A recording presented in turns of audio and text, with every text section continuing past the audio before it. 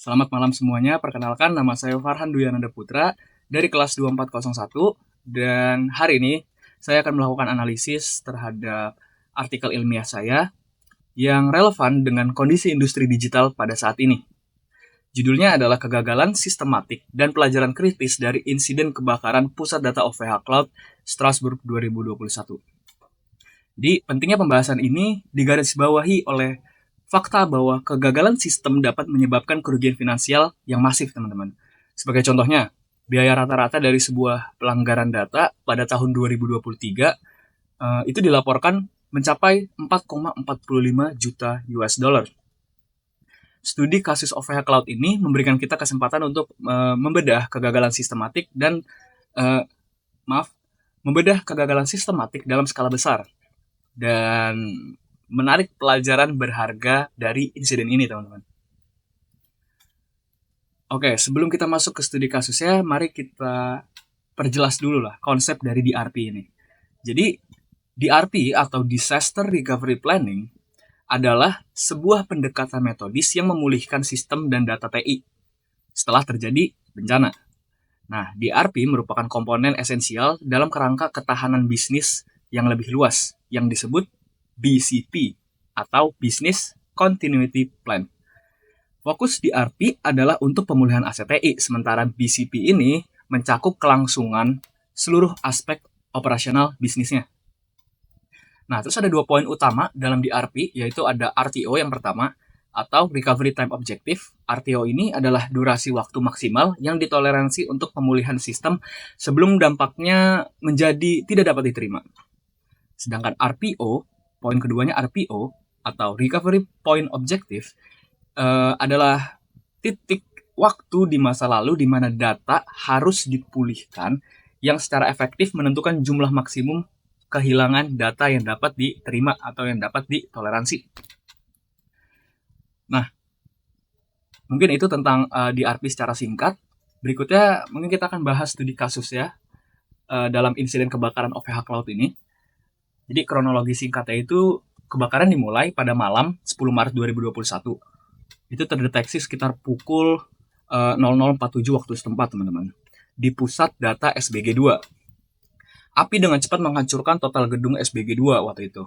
Dan merusak sebagian gedung SBG1 yang ada di sekitar gedung SBG2 itu. Jadi 2 gedung ini deketan. Nah, terus situasi makin kompleks ketika kebakaran kedua yang sebenarnya lebih kecil itu terjadi di ruang baterai gedung SBG1 pada 19 Maret 2021. Nah, ini kebakaran di ruang baterai ini sempat mengganggu proses pemulihan pusat data ini, teman-teman. Nah, pastinya ada penyebabnya ya, teman ya. Ada penyebabnya ya, teman-teman. Jadi analisis penyebabnya itu berdasarkan karya ilmiah ini, berdasarkan artikel saya, berbagai laporan investigasi termasuk dari BARI Prancis itu mengidentifikasi beberapa faktor kegagalan utama penyebab insiden ini, teman-teman. Yang pertama itu ada kegagalan teknis pada UPS. Jadi pemicu utama kebakaran itu diduga kuat adalah kegagalan pada salah satu unit UPS, kemungkinan besar itu UPS 7 atau UPS 8. Dugaan ini diperkuat oleh fakta bahwa ada pekerjaan pemeliharaan yang dilakukan pada unit yang sama pada pagi hari sebelum kebakaran terjadi. Nah, situasi diperparah oleh keterlambatan signifikan oleh pemutusan pasokan listrik utama yang menciptakan busur api lebih dari 1 meter dan menghambat upaya pemadaman awalnya, teman-teman. Terus ada juga faktor berikutnya ada desain arsitektur yang menciptakan efek cerobong atau chimney effect. Jadi pusat data SBG2 itu menggunakan sistem pendingin autoventilasi atau free air cooling. Nah, desain ini meskipun sebenarnya hemat energi, tapi memiliki struktur vertikal yang saat terjadi kebakaran berfungsi seperti cerobong asap atau chimney effect tadi. Nama sebutannya chimney effect lah, efek cerobong. Nah, gara-gara chimney effect ini jadi mempercepat penyebaran api dan asap ke seluruh lantai gedung asapnya naik ke atas tuh, jadi kayak cerobong gitu. Jadi nyebar dengan sangat cepat. Nah, penggunaan material dengan rating ketahanan api yang relatif rendah seperti kayu pada beberapa struktur juga berkontribusi pada cepatnya penyebaran api saat terjadi kebakaran itu. Terus faktor ketiga ada defisiensi kritis pada sistem proteksi kebakaran. Jadi temuan paling mengkhawatirkan adalah tidak adanya sistem pemadam api otomatis, teman-teman. Baik berbasis air kayak sprinkler yang biasa di gedung maupun berbasis gas. Kayak biasa itu ada kayak FM 200 gitu. Pakai CO2 dia. Nah, di gedung SBG 2 itu gak ada sama sekali pemadam otomatisnya. Nah, sistem deteksi api dini yang sangat sensitif kayak VESDA juga dilaporkan itu nggak ada atau bahkan nggak berfungsi efektif di gedung itu. Jadi sistem proteksi itu rendah banget. Nah, faktor yang keempat ada kegagalan strategi pencadangan data.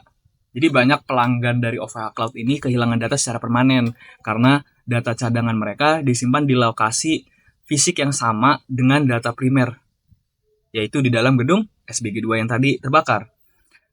Atau di dalam kampus Strasbourg yang sama gitu. Jadi kayak di lingkungan yang sama, di gedung yang sama bahkan data primer dan data cadangannya itu disimpan gitu.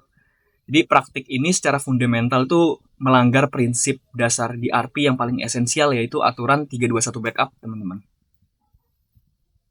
Nah, berikutnya mungkin kita akan bahas dampak dan implikasinya kali ya.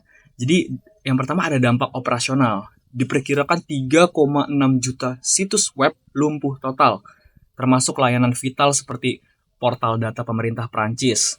Terus ada server regional game populer yang itu melaporkan kehilangan data secara total, permanen lagi.